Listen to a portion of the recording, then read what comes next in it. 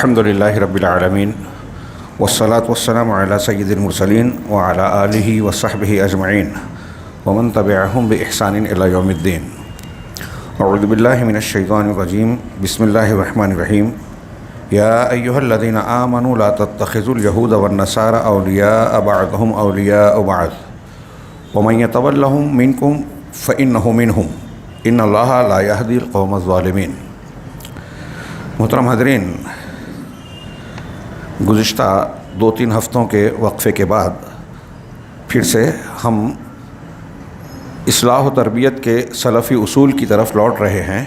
اس میں 38ویں اصول کے تحت صاحب کتاب نے یہ بات بیان کی ہے بطور عنوان کہ منہج سلف کے مخالفین ہی نے اعدائے اسلام کے لیے دین اسلام میں تشکیک کا باب کھولا ہے.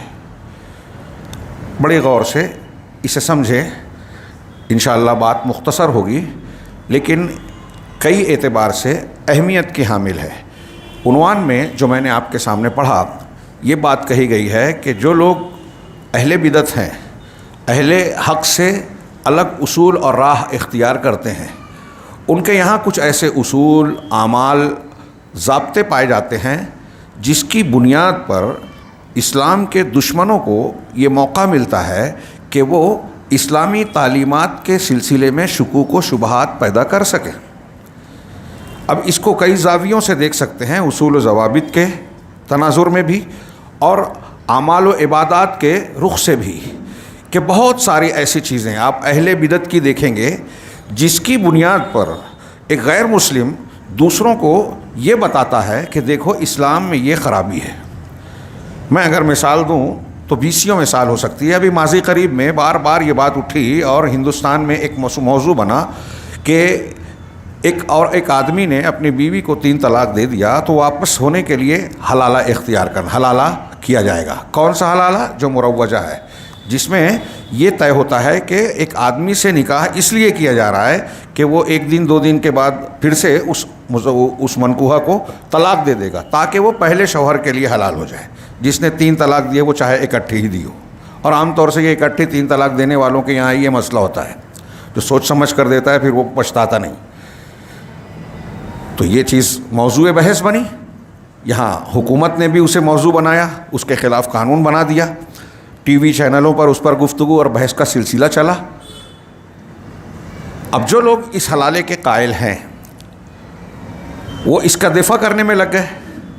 کسی سے ٹی وی چینلوں پر میں نے اس بات کو کئی مرتبہ مختلف موقعوں پر ذکر کیا، دروس میں، خطبات میں، اور بڑی کھل کر کہا، اور یہ ایک زندہ حقیقت ہے جبکہ کچھ لوگوں کو اس سے تکلیف ہو سکتی ہے، لیکن یہ حقیقت ہے کہ حلالہ، جو حلالہ مروجہ ہے، اس کا اسلام میں کوئی وجود ہی نہیں ہے. اللہ کے رسول صلی اللہ علیہ وسلم نے اس عمل پر لعنت بھیجی ہے، لعن اللہ المحلل والمحلل لہ، بالکل صاف حدیث ہے. اور جو لوگ اس کے قائل ہیں وہ بھی اس حدیث سے واقف ہیں کہ حلالہ کرنے والے اور جس کے لیے کہ جائے، دونوں پر اللہ کی لعنت، رسول صلی اللہ علیہ وسلم کی زبان پر، زبان مبارک سے. لیکن یہ بات نہیں کہی گئی کہ اسلام کا اس سے تعلق نہیں ہے. اس کی بنیاد پر میں ایک مثال دے رہا ہوں سمجھانے کے لیے، جو اصول پڑھا، کہ اسے بنیاد بنا کر غیر مسلموں میں مذاق اڑایا گیا اسلام کا، اسلامی تعلیمات کا. بتایا گیا کہ ایسی چیز ہے جس کو انسانی عقل و فطرت قبول ہی نہیں کر سکتی. کوئی غیرت مند آدمی قبول نہیں کر سکتا کہ میں جس کو بیوی بنا کر لانا چاہتا ہوں وہ 1 دن 2 دن کے لیے کسی اور کی زوجیت میں رہے. کوئی غیرت مند قبول کر سکتا ہے؟ ہم کہتے ہیں اسلام دین فطرت ہے. کیا یہ فطرت قبول کرتی ہے؟ اسے فطرت قبول نہیں کرتی، اس کا مطلب یہ اسلام میں ہو ہی نہیں سکتا. یہ حلالہ والی مثال ہم نے دیکھی. ایسی کتنی چیزیں ہیں. ہاں، تعزیہ ہمارے یہاں بنایا جاتا ہے. وہ ہندوستان کے بہت بڑا طبقہ غیر مسلموں کا اسے اسلام کا حصہ سمجھتا ہے. 12 ربیع الاول کے جو ہنگامے ہوتے ہیں، جلوس نکلتا ہے، اسے بہت سارے لوگ دین اسلام کا حصہ سمجھتے ہیں. مسلمانوں کی عید سمجھتے ہیں جبکہ وہ عید ہے ہی نہیں. عید میلاد النبی کا نام کس نے دیا؟ اللہ نے، رسول نے، صحابہ نے، تابعین نے، تبع تابعین نے، امامان دین نے، کسی نے نہیں. شیعوں نے رائج کیا، ہمارے یہاں اس کو لوگوں نے اختیار کر لیا.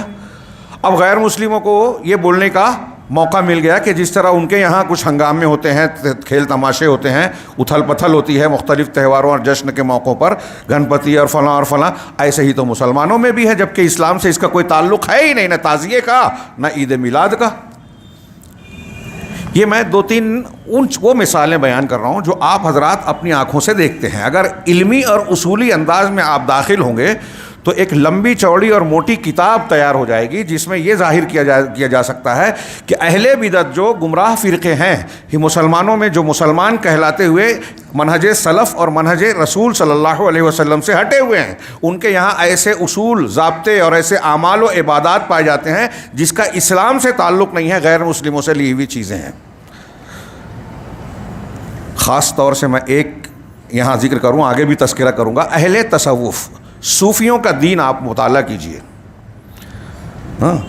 اسلام کا نام ہے، قرآن حدیث کا ذکر ہے وہاں، لیکن آپ دیکھیں گے کہ قدم قدم پر اگر تھوڑی سی گہرائی میں جائیں، تھوڑی سی، بہت زیادہ نہیں، تو آپ حیرت زدہ رہ جائیں گے کہ تصوف کے اصول، ضابطے، عبادات، اعمال اسلام کی بجائے زیادہ تر غیر اسلامی افکار و نظریات سے حاصل کیے ہوئے ہیں۔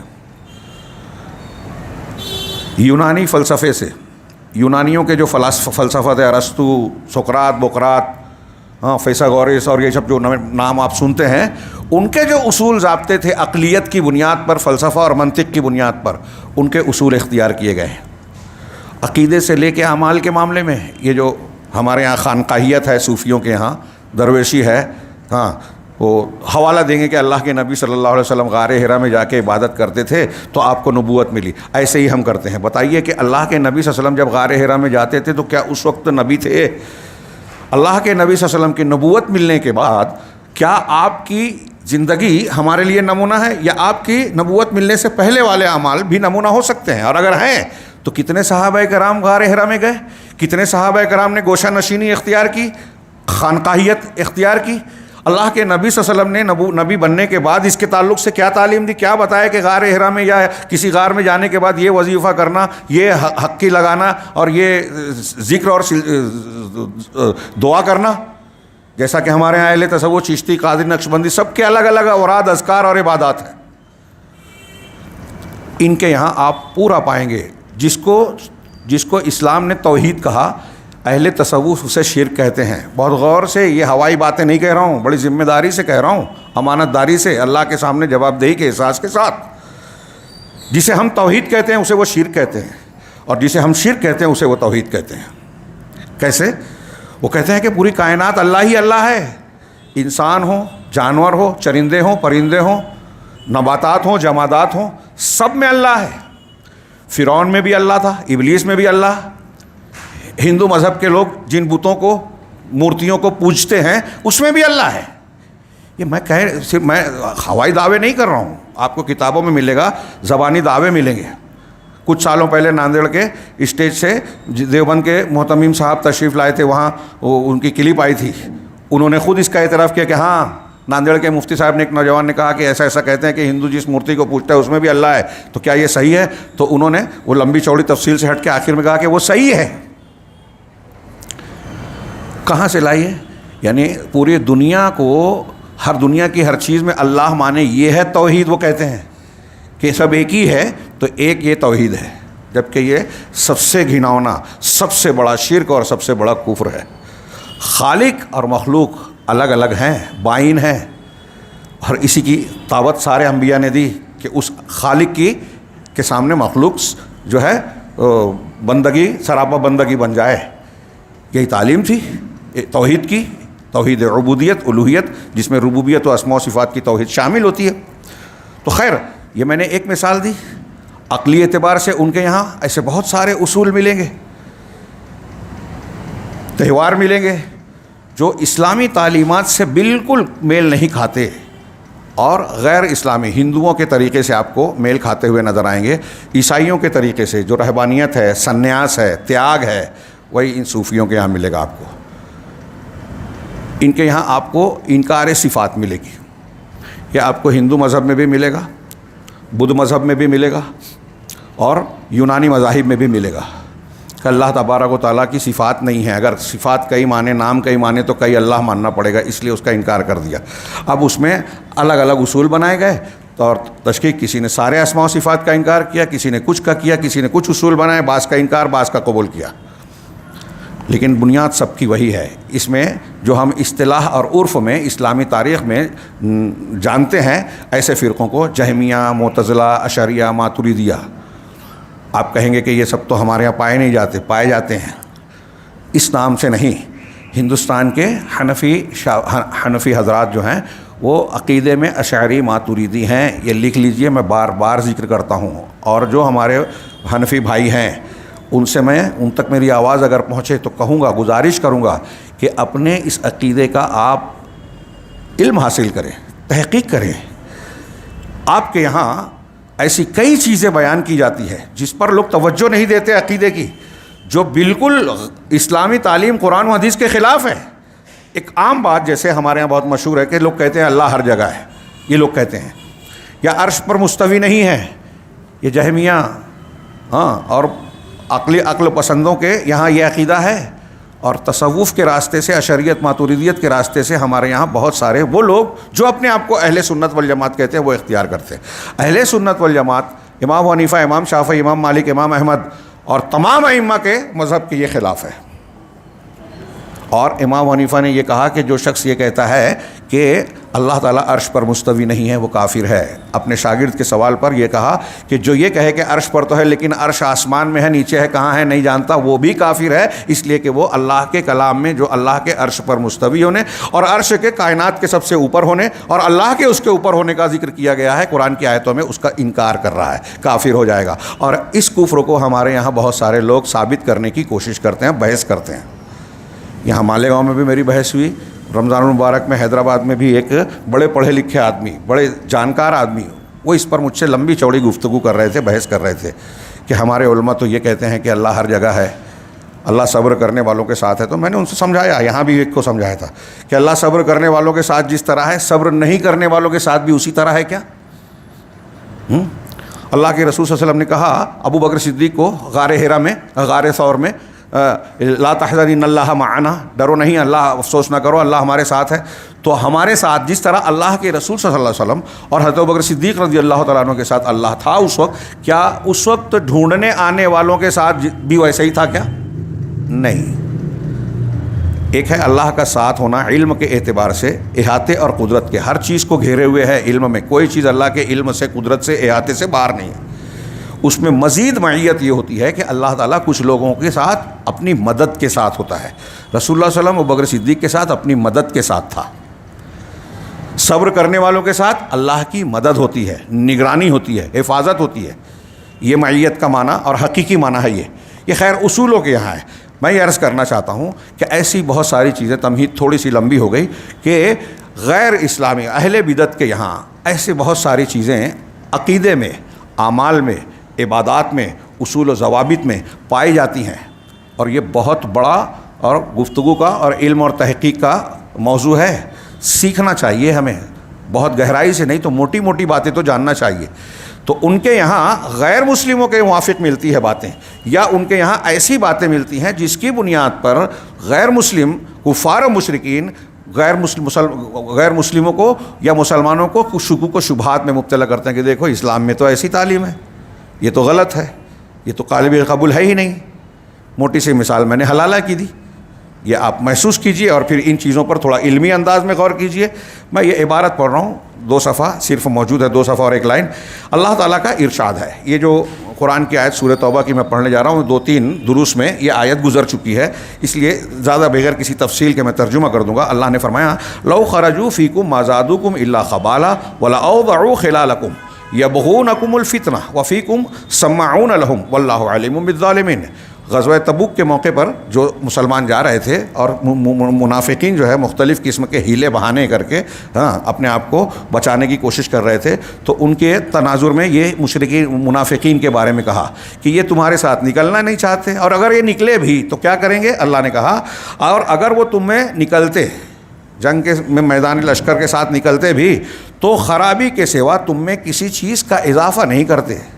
مسلمانوں کو آپس میں حوصلہ توڑنے والا کام، تناؤ پیدا کرنے والا کام، بدگمانی پھیلانے والا کام، لگائی بجھائی اور اس طرح کی حرکتیں کرنے والا کام آج ہمارے یہاں کون لوگ کرتے ہیں، غور کر لیجئے۔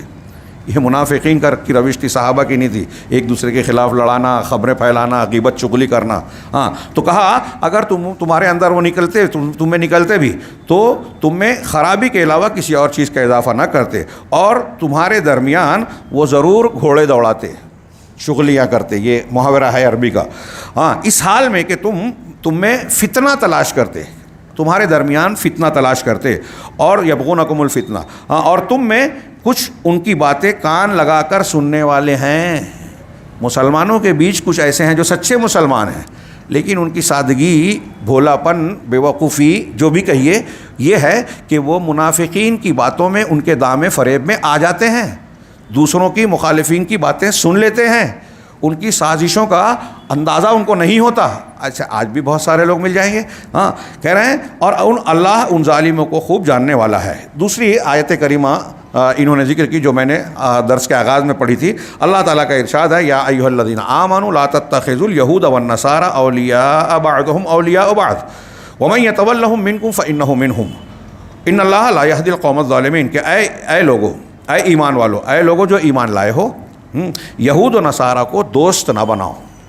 دوست بنانا جس سے دلی تعلق ہو، ہمراز ہوں، جن سے دل میں ہمدردی ہو، دنیاوی اعتبار سے لین دین، تجارت، مصلحت کے تحت معاملات کر سکتے ہیں، وہ اپنی جگہ پر ولا اور برا کے ضمن میں اس کی تفصیلات بیان کی جاتی ہے۔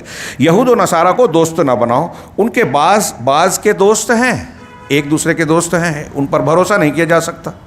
اب آج کے ماحول میں غور کیجیے آپ، یہ ایک آیت اگر میں اس پہ بولوں تو گھنٹہ بھر لگ جائے گا۔ موجودہ حالات کے تناظر میں آپ جتنے بھی اہل بدعت کو دیکھیں گے، کہیں نہ کہیں آپ کو تھوڑی سی گہری نظر ڈالیں، صرف جو اخبار میں چھپتا ہے یا صرف جو دعوے کیے جاتے ہیں، ٹی وی چینلز پر بیانات آتے ہیں کہ ارے وہ فلاں شیعہ لیڈر نے، ملک کے سربراہ نے ایسا بیان دے دیا امریکہ کے خلاف، ہمارے ہاں لوگ خوش ہو جاتے ہیں، وہ چاہے دکھاوے کی نورہ کشتی ہی کیوں نہ ہو، خوش ہو جاتے ہیں۔ عقیدے نہیں جانتے نا۔ میں نے کئی مرتبہ اس سے پہلے کہا ہے کہ آپ حقائق تک پہنچنا چاہتے ہیں تو پہلے لوگوں کا عقیدہ جانیے۔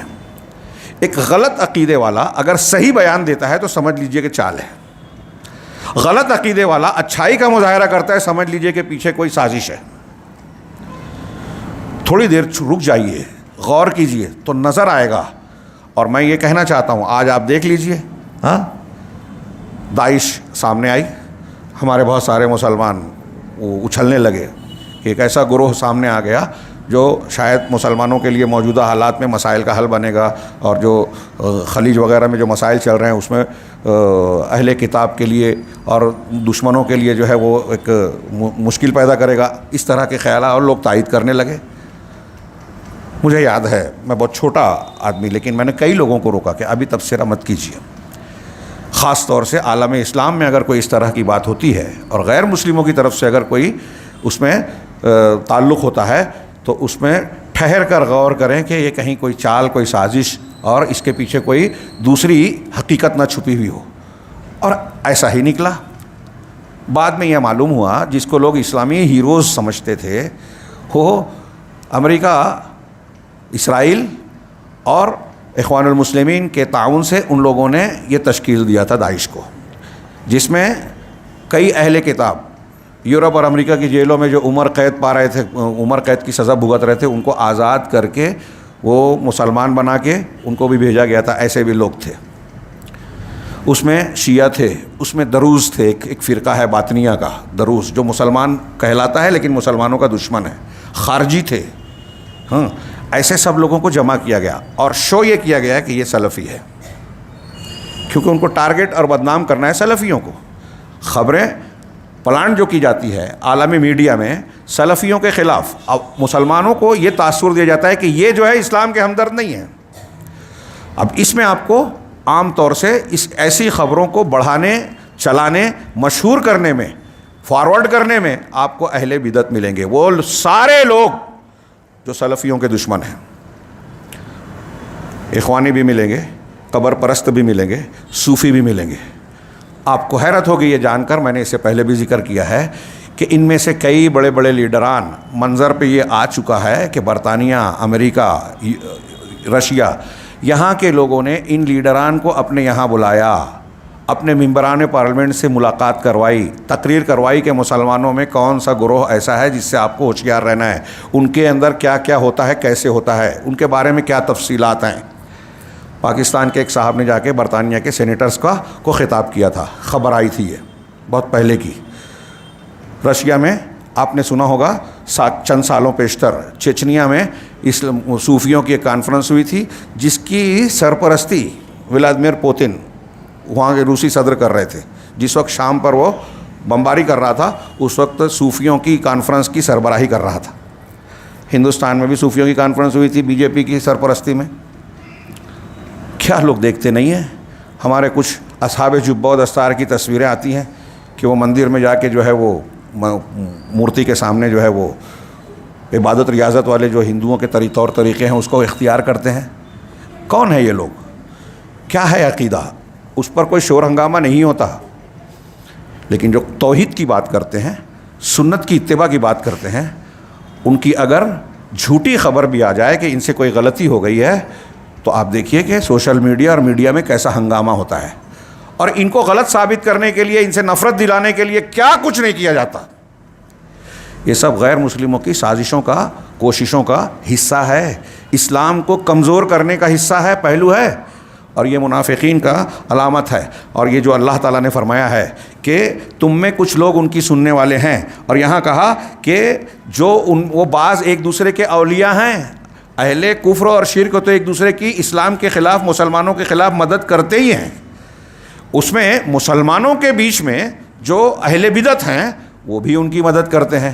خارج سے وہ لوگ چیلنجز اور حملے کرتے ہیں، داخل سے یہ لوگ قلعے کے دروازے کھولتے ہیں کہ آپ آئیے اور مسلمانوں کی اینٹ سے اینٹ بجائیے، اور یہ بھی نہیں بچتے۔ یہ میں افکار کے معاملے میں کہہ رہا ہوں، ایسا تاریخ میں حقیقی طور سے بھی ہو چکا ہے۔ جب ہلاکو کی فوج بغداد کو گھیرنے آئی تو شیعوں نے، یہ مرزا ابن القمی اور مرزا توسی، یہ جو شیعہ تھے ان کا وزیر تھا، ان لوگوں نے اندر سے دروازے کھولے تھے بغداد کے، جس میں کہتے ہیں 9 لاکھ، کچھ 6 کہتے ہیں کچھ 9 کہتے ہیں، 9 لاکھ مسلمانوں کو قتل کیا گیا تھا صرف بغداد شہر میں۔ پوری لائبریری کو دھو دیا تھا فرات کے پانی سے، اور ان شیعوں کو بھی بعد میں چھوڑا نہیں تھا، ان کو بھی قتل کر دیا کہ جب تم اپنے والوں کے نہیں ہوئے تو ہمارے کیا ہو جاؤ گے۔ تو اہل بدعت، یہ تو ظاہری طور پر تھا، فکر اور اصول کے محاذ پر بھی اہل بدعت ہمیشہ اہل کفر کے معاون و مددگار ثابت ہوتے ہیں۔ اللہ تعالیٰ کا فرمان ہے کہ اے ایمان والو، یہود و نصارہ کو دوست نہ بناؤ، ان کے بعض کے دوست ہیں، اور تم میں سے جو انہیں دوست بنائے گا یقیناً وہ ان میں سے ہے، جو ان کو دوست بنائے گا وہ انہی میں سے ہو گئے۔ ولا ورا کتنی چھوٹی بات نہیں ہے۔ آپ مسلمانوں کے خلاف اسلام کو توڑ دینے والی چیزوں کا جو اہل علم نے ذکر کیا اس میں سے ایک یہ بھی ہے کہ کوئی مسلمانوں کے خلاف دوسروں کی مدد کرے، تو وہی یہ آیت اور ایسی اور کئی آیتیں دلیل بنے گی کہ جو ان کو دوست بنائے گا، جو ان سے تعلق رکھے گا، پشت پناہی کرے گا، وہ انہی میں سے ہوگا۔ بے شک اللہ ظالم کو ہدایت نہیں دیتا۔ ہاں، یہاں علامہ ابن قیم اور ابن تیمیہ کے 2 اقتباسات نقل کیے شیخ نے۔ ابن القیم رحمہ اللہ نے کہا کہ ان لوگوں نے صرف یہی نہیں کیا کہ اعدائے اسلام پر رد کرنا چھوڑ دیا۔ اہل بدعت کو ایک اور بھی چیز دیکھیے، اہل بدعت دشمنان اسلام کا رد کم کرتے ہیں، اہل حدیث کا رد زیادہ کریں گے، اپنی بدعت کو فروغ زیادہ دیں گے، ان کی تلواریں اس پر زیادہ چلتی ہے۔ تو رد کرنا انہوں نے اعدائے اسلام پر چھوڑ دیا، کیونکہ دونوں کے یہاں صفات کی نفی اور تعطیل موجود ہے۔ کفار کے یہاں بھی اللہ کے اسماء و صفات کی تعطیل ہے، نفی ہے، اور عام طور سے اہل بدعت کے یہاں بھی، بلکہ انہوں نے اعدائے اسلام کے لیے قرآن و سنت سے جنگ کرنے کے لیے راہ بھی ہموار کر دی، یعنی خود قرآن و حدیث کے خلاف جنگ کرتے ہیں، اور پھر دونوں ایک ہو کر وحی الہی کے خلاف جنگ کرنے لگے، اور یہ دعویٰ کرنے لگے کہ وحی عقل کے خلاف ہے۔ بہت یہ لمبی چوڑی بات کو بہت شارٹ میں ذکر کیا ہے، یعنی جیسے غیر مسلم یہ دعویٰ کرتے ہیں، بھائی کفار مکہ کیا کہتے تھے اللہ کے رسول صلی اللہ علیہ وسلم سے توحید کا انکار کرنے کے ساتھ کہتے کیا ایک ہی معبود بنا دیا؟ یہ تو بڑی عجیب بات ہے، ہم مر کر سڑ گل جائیں گے، مٹی میں مل جائیں گے، پھر اللہ دوبارہ پیدا کرے گا، یہ تو عقل میں نہیں آتی۔ تو عقل میں نہیں آتی اس لیے نہیں مانا، حالانکہ عقل میں آتی ہے بات، اللہ نے کئی دلیلیں دی کہ جو بغیر کسی وجود کے تم کو پیدا کرتا ہے، کیا دوبارہ پیدا کرنے سے اس کو کوئی دقت ہوگی؟ جس نے پہلی مرتبہ پیدا کیا دوبارہ پیدا کرنے میں کیا ہے؟ زمین مردہ ہو جاتی ہے، وہ اس کو پھر سے بارش برسا کے زندہ کر دیتا ہے، اس کے لیے دقت ہوگی؟ ایسی اور بھی دلیلیں قرآن نے دی. تو اس پر عقل سے آدمی سوچے گا تو عقلی طور سے بھی بات سمجھ میں آتی ہے. ایسے ہی عقل خام کی بنیاد پر یونانی فلسفے اور منطق کی بنیاد پر جو ان لوگوں نے بہت ساری روحانی چیزوں کو، عقیدے کی باتوں کو رد کیا تھا، ایسے ہی مسلمانوں کے اہل بدعت کا گروہ آپ کو ایسا ملے گا جو عقل کی بنیاد پر قرآن و حدیث سے ثابت شدہ بہت سارے حقائق کو رد کرتا ہے. معجزات کو نہیں مانتا، برزخ کوئی جنت اور جہنم کی تفصیلات جو قرآن و حدیث میں بیان گئی اس کے نہیں مانتا، کوئی اللہ تبارک و تعالیٰ کی ذات و صفات سے متعلق جو قرآن و حدیث کی باتیں ہیں اسے نہیں مانتا، کوئی عذاب قبر کا انکار کرتا ہے، کوئی معجزات کا انکار کرتا ہے کہ عقل میں نہیں آتی بات. منکرین حدیث کی پوری بنیادی اسی پہ کھڑی ہے کہ ہماری عقل میں نہیں آ رہی ہے تو حدیث نہیں مانیں گے. تو اس چکر میں قرآن کی تعویل کرتے ہیں، نتیجے میں قرآن کا بھی جگہ جگہ انکار کرتے ہیں. ہاں کئی جگہوں پہ وہ کہتے ہیں کہ دیکھیے حدیث میں یہ کہا گیا کہ فلاں جانور بات کرے گا، سمجھ میں نہیں آتی بات. اب ان سے کہا جائے کہ قرآن میں ہے کہ حضرت سلیمان علیہ السلام نے چونٹی گزر رہے تھے لشکر کے ساتھ، سورہ نمل میں واقعہ ہے، تو چونٹیوں کی سردار نے کہا کہ اے چونٹیوں اپنے بیلوں میں داخل ہو جاؤ، کہیں ایسا نہ ہو کہ سلیمان اور اس کے لشکر تم کو رون دیویں اور ان کو خبر بھی نہ ہو. یہ سن کر حضرت سلیمان علیہ السلام ہنستے ہوئے مسکرائے. فتبسم ضاحکا کا لفظ ہے قرآن میں. قرآن میں ہے کہ چونٹی نے کہا، سلیمان علیہ السلام سنے سمجھے بھی. تو کہیں گے کیا؟ ایک منکر حدیث سے میری بات ہوئی تو انہوں نے ایک حدیث پر انکار کیا. میں نے جب یہ مثال دی تو کہا کہ متشابہات کے پیچھے نہیں پڑنا چاہیے. بتائیے جو چیز قرآن میں ہے وہ ان کا جب رد کر رہی ہے، حدیث میں وہی چیز ہے تو اس کو رد کر رہے ہیں، قرآن میں تو کہہ رہے ہیں وہ تو متشابہات ہے، اس کے پیچھے نہیں پڑنا چاہیے. ایسے ادھر ادھر بھاگیں گے. تو اس طرح کے عقلی اصولوں کی بنیاد پر قرآن حدیث کا انکار کرتے ہیں جیسے کفار و مشرکین کرتے ہیں. ہاں اور اس طرح اہل باطل پر رد کرنا ممکن نہیں رہا. اب جب آپ اسلام میں ہی یہ چیزیں اختیار کیے تو آپ باطل کا کیسے رد کرو گے؟ جبکہ ان کے سارے مقدمات سنت کے مخالف ہیں. اور ایک عام شخص بھی اگر اہل باطل کے دلائل پر غور کرے گا تو اس کے لیے بھی واضح ہو جائے گا کہ کتاب و سنت کے سامنے ان کی کوئی حیثیت نہیں ہے، یعنی چاہے وہ بدعت والے ہوں چاہے کفار و مشرکین کی باتیں ہوں. اسی طرح بہت سارے اہل کلام کو پائیں گے، اہل کلام جو عقیدے کے معاملے میں عقل کو اختیار کرتے ہیں، جہمیہ، قدریہ، معتزلہ، جبریہ، یہ سارے لوگ، کہ وہ باطل میں کبھی ان کی موافقت کرتے ہیں اور حق میں کبھی ان کی مخالفت کرتے ہیں. یعنی اہل سنت کے خلاف ان کی موافقت کرتے ہیں کفار کی، اور اہل حق کی مخالفت کرتے ہیں. اسی طرح کسی بھی باطل پرست کے لیے حجت نہیں ہے اس شخص کے خلاف جو سنت کی موافقت کرتا ہے. اگر کوئی آدمی سنت کے موافق ہے تو اہل باطل کے لیے حجت نہیں ہے اور وہ اس سے باہر نہیں نکلتا، کیونکہ انہیں سنت پر قائم رہتا ہے تو اس کے خلاف وہ بول نہیں سکتا لیکن بولتا ہے. ہاں کیونکہ وہ جس قدر بھی سنت سے باہر نکلے گا اسی قدر باطل اس پر غالب آئے گا. چنانچہ سنت اللہ کا مضبوط قلعہ ہے، جو اس میں داخل ہو گیا محفوظ ہو گیا، اور جو سنت کے قلعے سے نکلتا ہے وہ کسی نہ کسی فتنے کا شکار ضرور ہوتا ہے. یہی سنت صراط مستقیم ہے، جو اس پر چلے گا وہ اللہ تک پہنچ جائے گا. سنت سے مراد یہاں صرف وہ نہیں جس کو ہم کہتے ہیں کہ مسواک کرنا سنت ہے. یہ اللہ کے رسول صلی اللہ علیہ وسلم کا سارا طریقہ، وہ عقیدے میں ہو، عبادات میں ہو، اعمال میں ہو، اخلاقیات میں ہو، یہاں سنت کا عمومی معنی مراد ہے. پورے دین کو سنت کہا ہے جو اللہ کے رسول سے ہمیں ملا. تو سنت جو ہے وہ اللہ تک جو سنت پر چلے گا وہ اللہ تک پہنچ جائے گا. وہ روشن دلیل ہے، جو اس سے استفادہ کرے گا ہدایت یافتہ بندوں میں شمار ہوگا. یہ الصواعق المرسلہ علامہ ابن قیم کی کتاب ہے. مزید کہا علامہ ابن قیم کہتے ہیں کہ باطل پرستوں کے اصولوں اور قواعد و آراء کے خلاف اگر وحی بھی ہو تو اسے بھی یہ ناپسند کرنے لگتے ہیں. ان کے اصول جو باطل پرست ہیں انہوں نے خود ساختہ جو اصول بنائے ہیں. آپ جتنے بھی، میں پھر سے ایک بات دہرا رہا ہوں جو شروع میں کہا تھا کہ جتنے بھی اہل بدعت ہیں، گمراہ فرقے ہیں، ان کے اصول و ضوابط کو آپ دیکھیں گے تو وہ بہت سارے مقامات پر قرآن حدیث اور اہل حق کے خلاف اور کفر و شرک کرنے والوں کے موافق نظر آئیں گے. یونانیوں کے، عیسائیوں کے، ہندوؤں کے موافق نظر آئیں گے. یا آپ منکرین سنت کو دیکھیں، اہل تصوف کو دیکھیں، جہمیہ، قدریہ کو دیکھیں، ہاں اور دیگر جو ہمارے ارد گرد میں جو بدعت کرنے والے پائے جاتے ہیں ان کو دیکھیں. اب ایسے میں جو وہ اصول بناتے ہیں، دیکھیے بہت سارے لوگ جو ہے ہمارے یہاں ایک چیز یہ ہوتی ہے کہ ہم قرآن و حدیث کو ماننے کا دعویٰ جب کرتے ہیں تو بہت سے مسلمان یا اہل بدعت کا خاص طور سے یہ طریقہ ملے گا کہ ایک چیز کو عقیدہ یا اصول بنا لیا، اب اپنے طور سے جب بنا لیا اور دیکھتے ہیں کہ قرآن حدیث کی آیت یا دلیل ہمارے اس اصول کے، ہمارے اس عمل کے خلاف ہے، تو وہ اپنے اصول کو صحیح ثابت کرنے کے لیے قرآن و حدیث کی تعویل کرتے ہیں، غلط تشریح کرتے ہیں، اس کو توڑ مروڑ کر اپنے اصول کے موافق بنانے کی کوشش کرتے ہیں۔ اسی کو علامہ اقبال نے کہا، خود بدلتے نہیں قرآن کو بدل دیتے ہیں، اپنے آپ کو نہیں بدلتے، قرآن کو بدلتے ہیں۔ یہ ان کی غلطی کیا ہے کہ وہ اصول پہلے بناتے ہیں اور پھر قرآن حدیث دیکھتے ہیں۔ اہل حق، اہل سنت کا طریقہ یہ ہوتا ہے کہ وہ قرآن و حدیث کو پہلے سامنے رکھتے ہیں اور اس سے اصول نکالتے ہیں۔ دیکھیے طریقہ یہی ہونا چاہیے کہ ہم قرآن و حدیث کے تابع ہیں، ہمارے اصول ضابطے تابع ہیں۔ کوئی اصول ہم بنا لیں اور وہ قرآن سے ٹکرا جائے تو یہ اصول نہیں ہے، غلط بات ہے، ہو ہی نہیں سکتا۔ لیکن آپ ابھی جانے دیجئے دوسرے جو عقیدے اور اس میں خرابیاں ہیں، آپ ہمارے یہاں جو تقلیدی گروہ ہیں، حنفی، شافعی، مالکی، حنبلی، ان کے یہاں بھی فقہی معاملات میں، اصول فقہ میں بھی آپ کئی اصول ایسے پائیں گے جو قرآن و حدیث سے ٹکراتے ہیں۔ جیسے ایک بہت مشہور چیز کر دے گی کہ خبر واحد کو حجت نہیں مانا جائے گا، یہ اہل سنت کا عقیدہ نہیں ہے، اہل بدعت کا ہے۔ خبر واحد یعنی ایسی حدیث، ایسی خبر کہ جس کو روایت کرنے میں کسی سند کے کسی طبقے میں 1 2 3 راوی ہوں، زیادہ ہو جائیں تو مشہور، اور بہت زیادہ جو سب مل کر جھوٹ نہیں بول سکتے یا غلطی نہیں کر سکتے تو اس کو متواتر کہیں گے، ہر طبقے میں، سند کے ہر طبقے میں۔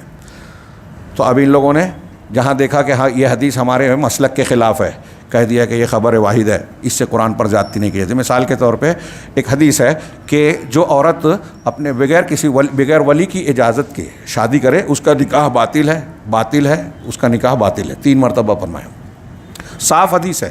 اور اس معنی کی اور بھی حدیث ہے، لا نکاح الا بولی، ولی کے بغیر نکاح نہیں، یہ لڑکی کے لیے ہے، عورت کے لیے ہے۔ اس میں باقرہ اور سیبہ میں تھوڑا سا فرق ہے، لیکن دونوں کے لیے یہ ہے کہ لڑکی کی شادی کے لیے ولی کی اجازت ضروری ہے۔ یہ حدیثوں سے ثابت ہے، بلکہ قرآن سے بھی نکلتا ہے۔ اب حنفی مسلک میں یہ ہے کہ لڑکی کے نکاح کے لیے بھی ولی کی شرط نہیں ہے۔ تو اب اس حدیث کو کیا کہتے ہیں؟ کچھ لوگ کہتے ہیں کہ نہیں ضعیف ہے، کچھ لوگ کہتے ہیں نہیں ہے تو مقبول، لیکن خبر واحد ہے، اور خبر واحد جو ہے اس کی وجہ سے قرآن پر زیادتی نہیں کی جا سکتی۔ اور قرآن میں یہ ہے کہ اگر وہ کسی اور سے، جو سورہ بقرہ میں اللہ تبارک و تعالیٰ نے طلاق کے احکامات بیان کیے ہیں، اس کے ضمن میں کہا کہ 2 طلاق ہونے کے بعد فَإِن طَلَّقَهَا، اگر تیسری طلاق دے دی، فَلَا تَحِلُّ لَهُ حَتَّى تَنكِحَ زَوْجًا غَيْرَهَا، تو یہ عورت اس مرد کے لیے اب جائز نہیں ہوگی۔ یہ 3 الگ الگ موقعوں پر طلاق والی، ایک اکٹھا کی بات نہیں ہے جو اصول سے دی گئی ہو، تو اب اس کے لیے حلال نہیں ہوگی حتیٰ تنکحا زوجن غیرہا، یہاں تک غیرہو یہاں تک کہ کسی دوسرے شوہر سے اس نکاح نہ کر لے ہوئے۔ تو اب حنفی حضرات کہتے ہیں کہ دیکھیے قرآن کی یہ آیت کہہ رہی ہے کہ یہ عورت کسی دوسرے آدمی سے نکاح کر لے، یہاں ولی کا تو ذکر ہی نہیں ہے، اس لیے عورت خود سے نکاح کر سکتی ہے۔ تو اب ان سے کچھ سوال کیا جا سکتا ہے کہ اس آیت میں تو پھر گواہوں کا بھی ذکر نہیں ہے، کیا بغیر گواہ کے نکاح ہو سکتا ہے؟ بھائی اس آیت میں عورت کے ایک ایسے نکاح کا ذکر ہے کہ وہ کس طریقے سے باقاعدہ شادی شدہ زندگی گزارنے کے لیے کسی سے نکاح کرتی ہے، یہاں وہ یہ بھی دھیان رہے، یہ وہ حلالہ نہیں ہے جو مروجہ ہے۔ اب وہ مر گیا یا کسی وجہ سے طلاق ہو گیا، سال بعد 2 سال بعد 5 سال کے بعد طلاق ہو گیا، تو پھر وہ پہلے شوہر سے نکاح کر سکتی ہے جس نے 3 طلاق دیا تھا، یہ ہے معنی۔ تو یہاں تو گواہوں کا بھی ذکر نہیں ہے، ولی کا اور اس کے گواہوں کا ذکر دوسری دلیلوں میں موجود ہے، قرآن کو ایک دوسرے سے ملا کر سمجھا جائے گا۔ لیکن اب یہاں جب حدیث کے نکاح بغیر ولی کے نہیں ہوتا، یہ حدیث آڑے آئی مسلک کے، اپنے بنائے ہوئے اصول کے، تو اس کی تعویل کرنے لگے، اس کو رد کرنے کا اصول بنا لیا کہ یہ خبر واحد ہے، اور خبر واحد سے قرآن پر جو ہے وہ حجت نہیں، زیادتی نہیں کی جا سکتی۔ کتنی دیدہ دلیری ہے۔ اس طریقے سے بعض علماء نے ایک فہرست بنائی ہے، بہت نازک اور اہم بات بیان کر رہا ہوں، فہرست بنائی ہے کہ 20 بلکہ سینکڑوں حدیثوں کو رد کر دیا ان مسلک والوں نے اپنے اصولوں کی بنیاد پر کہ یہ ہمارے اس اصول کے خلاف ہے۔ جیسے میں نے خبر واحد والی بات بتائی تو اس کی بنیاد پر بہت ساری حدیثوں کو جہاں مسلک کے خلاف ہے کہہ دیا خبر واحد ہے، یہ حجت نہیں ہے، عقیدے میں اس کو حجت نہیں مانیں گے۔ حالانکہ اس کا بھرپور رد کیا علماء نے، اور بالکل بے بنیاد یہ بات ہے، غلط اصول ہے۔ خیر، تو کہا کہ مزید کہا کہ باطل پرستوں کے اصولوں اور قواعد و آراء کے خلاف اگر وحی بھی ہو تو اسے بھی یہ ناپسند کرنے لگتے ہیں، اسی لیے جو بھی ان کی پیروی کرے گا وہ اللہ کے اس قول میں داخل ہوگا۔ جو اہل باطل کی پیروی کرے گا، اس غلط راستے کی روش کو اختیار کرے گا، وہ اس قول میں داخل ہوگا کہ ان الذین ارتدوا علی ادبارہم من بعد ما تبین لہم الہدی الشیطان سول لہم واملی لہم ذلک بانہم قالوا للذین کرہوا ما نزل اللہ سنطیعکم فی بعض الامر واللہ یعلم اسرارہم۔ یہ سورہ محمد کی آیتیں ہیں کہ بے شک وہ لوگ جو اپنی پیٹھ کے بل پھر گئے، روگردانی کر رہے ہیں، مڑ گئے، اس کے بعد کہ ان کے لیے سیدھا راستہ واضح ہو چکا، راستہ حق واضح ہو گیا، قرآن حدیث یہ ہے، لیکن اب منہ موڑ رہے ہیں، پیٹ پھیر رہے ہیں۔ شیطان نے ان کے لیے ان کا عمل مزین کر دیا، غلط کر رہے ہیں لیکن شیطان ان کو ایسا سبق پڑھاتا ہے، پٹی پڑھاتا ہے کہ تم صحیح کر رہے ہو، بدعت کر رہے ہیں، قرآن حدیث کے خلاف کر رہے ہیں، لیکن شیطان کہتا ہے کہ نہیں تم حق پر ہو، تم صحیح ہو، اور اسی لیے پھر وہ حق کا اور اہل حق کا رد کرتے ہیں۔ مزین کر دیا اور ان کے لیے مہلت لمبی بنا دی، بتائی۔ ایک چیز یہ ہوتی ہے یہاں یہ وہ عملہ لہم کے تحت بتاؤں کہ اہل بدعت، اہل کفر و شرک غلط کام کرنے کے بعد جب ان کو ترقی نظر آتی ہے، حکومت نظر آتی ہے، تو کچھ لوگ بددل ہوتے ہیں۔ اللہ تعالیٰ مہلت دیتا ہے، موقع دیتا ہے۔ شیطان اسی مہلت کو ان کے لیے کہتا ہے کہ دیکھو تم کو تو موقع مل رہا ہے، تم تو ترقی کر رہے ہو، تمہارے اتنے ماننے والے لوگ ہیں، تم کو حکومت مل گئی، مسجد توڑ دیا تو اور ترقی مل گئی، مسلمانوں کو مار دیا تو اور ترقی مل گئی، تو شیطان ان کو کہتا ہے کہ تم اچھا کر رہے ہو، جبکہ وہ اپنی قبر اور اپنی قبر کھودتے ہیں اور اپنا مستقبل تباہ کرتے ہیں۔ یہ اس لیے ہے کہ انہوں نے، جو لوگ ایسا کرتے ہیں، بدعت اور اہل بدعت کی تائید اور ان کے ساتھ چلتے ہیں، یہ اس لیے کہ انہوں نے ان لوگوں سے کہا جنہوں نے اس چیز کو ناپسند کیا جو اللہ نے نازل کی، اللہ کی نازل کی ہوئی چیز کو جو لوگ ناپسند کرتے ہیں، ان سے کہا کہ عنقریب ہم بعض کاموں میں تمہارا کہا مانیں گے۔ کفار و مشرکین سے اور مخالفین سے کہتے ہیں کہ ہم تمہارے ساتھ ہیں، تمہارے پیچھے چلیں گے، اور اللہ ان کے چھپانے کو جانتا ہے، ان کے اسرار، ان کے بھید راز کو جانتا ہے۔ شیخ الاسلام علامہ ابن تیمیہ نے کہا کہ جن اہل کلام کی مذمت سلف نے کی ہے، اہل کلام کی مذمت کی ہے، چپ نہیں رہے سلف نے، غلط لوگوں کا رد کیا، ان میں سے کسی کا بھی کلام، یہ آخری بات ہے، 2 لائن رہ گئی ہے، ان میں سے کسی کا بھی کلام سنت کی مخالفت اور کلام رسول کی تردید سے خالی نہیں ہوتا۔ ایک بہت عمومی بات کہی ہے جو میں نے ابھی کہا تھا کہ جتنے اہل بدعت ہیں، سلف نے جن لوگوں کا رد کیا، علامہ ابن تیمیہ کہہ رہے ہیں کہ سلف نے جن لوگوں کا رد کیا نا، جن کی مذمت کی اہل کلام کی، ان کے کلام کو آپ دیکھیں گے تو اللہ کے کلام اور رسول کی سنت کی مخالفت ان کے یہاں آپ کو ضرور ملے گی، کوئی بھی خالی نہیں ہے، جیسے کہ جہمیہ، مشبہہ، خوارج، روافض، قدریہ، مرجیہ وغیرہ۔ ان میں سے میں نے جتنے نام لیے، اگرچہ ان ناموں سے آج ہمارے درمیان یہ نہیں نظر آتے، لیکن سب کے افکار، خیالات، اصول پائے جاتے ہیں۔ جہمیہ کا کہ اصول اللہ کے رسول صلی اللہ علیہ وسلم، جو اللہ کے اسماء و صفات اور غیبیات کے اصول ہے، تقدیر کے سلسلے میں جو اصول ہیں اس کا رد ہے، یہی قدریہ اور جبریہ کے یہاں ملے گا۔ اور مرجیہ، ہمارے یہاں جو لوگ کہتے ہیں کہ ایمان عمل میں شامل نہیں ہے، حنفی مسلک والے یہ مانتے ہیں، امام حنیفہ کی طرف یہی بات مشہور اور منقول ہے کہ وہ کہتے ہیں کہ ایمان میں عمل شامل نہیں ہے۔ اہل سنت والجماعت سے، تمام علماء اور محدثین سے ان کا یہ اختلاف بیان کیا جاتا ہے 2-3 چیزوں کے ساتھ۔ یہ ایک مرجیہ یہی کہتے ہیں کہ ایمان میں عمل شامل نہیں ہے، آپ ایمان لے آئے، کلمہ دل سے مان لیا، زبان سے مان لیا، بس کافی ہے، عمل کی ضرورت نہیں۔ یہ بالکل غلط ہے، یہ مرجیہ کا عقیدہ ہے اور بڑا بھیانک ہے۔ اس کا نتیجہ یہ نکلتا ہے کہ لوگ، عام آدمی کہتے ہیں کہ ایک آدمی نے کلمہ پڑھ لیا تو اب وہ بھی ویسا ہی مسلمان ہے جیسے ابوبکر صدیق، عمر فاروق، حضرت جبریل ہے، ان کے ایمان اور ان کے ایمان میں فرق نہیں ہے۔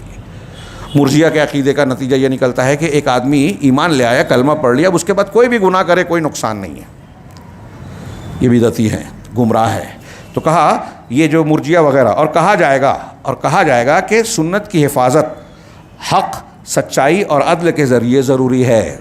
سنت کی حفاظت کرنے کے لیے حق کو اختیار کرنا چاہیے، سچ بولنا چاہیے، عدل اور انصاف کا دامن نہیں چھوڑنا چاہیے، اور جھوٹ اور ظلم کے ذریعے نہیں۔ بہت اہم جملہ ہے، کسی موقع پہ اس پہ تفصیل سے گفتگو کریں گے کہ آج جتنے بھی بدعتی ہیں دیکھیے سب جھوٹ کا سہارا لیتے ہیں، جھوٹ بولتے ہیں، یہاں تک کہ جھوٹی حدیثیں بیان کرتے ہیں، جھوٹے اقوال نقل کرتے ہیں کہ امام فلاں نے یہ کہا جبکہ کہا ہی نہیں ہے، امام ابو حنیفہ نے ایسا کہا، اہل بیت کے فلاں امام نے یہ کہا، جبکہ ان سے کوئی منقول اور آپ کو سند ملے گی ہی نہیں. جھوٹ بولتے ہیں، جھوٹے واقعات نقل کرتے ہیں. اپنے ہمارے یہاں دیکھیے فضائل اعمال کے نام پہ کتنی جھوٹی حکایتیں بیان کرتے ہیں لوگ. تو اہل حق کبھی جھوٹ بیان کا سہارا نہیں لیتے، جھوٹی روایتیں حکایتیں بیان نہیں کرتے، اور بدعت کا رد بدعت سے نہیں کرتے. ہمارے جیسے مثال کے طور پہ ایک اجتماعی قرآن خوانی کا ایک صاحب نے رد کیا، کہا کہ اجتماعی طور سے نہیں، ہر آدمی اپنی اپنی جگہ قرآن پڑھ کے بخش سکتا ہے. یعنی ایک بدعت کا رد دوسری بدعت سے کیا، وہ بھی بدعت ہے. سنت سے ثبوت ہوگا تب بخشیں گے، لیکن اس کا ثبوت ہی نہیں ہے. چنانچہ جب کوئی باطل کو باطل کے ذریعے رد کرتا ہے اور بدعت کا مقابلہ بدعت سے کرتا ہے، تو ایسے ہی شخص کی مذمت سلف اور ائمہ دین نے کی ہے کہ وہ صحیح نہیں کر رہا ہے. بظاہر وہ دین کا کام کر رہا ہے، لیکن حقیقت میں دین کے خلاف جاتا ہے.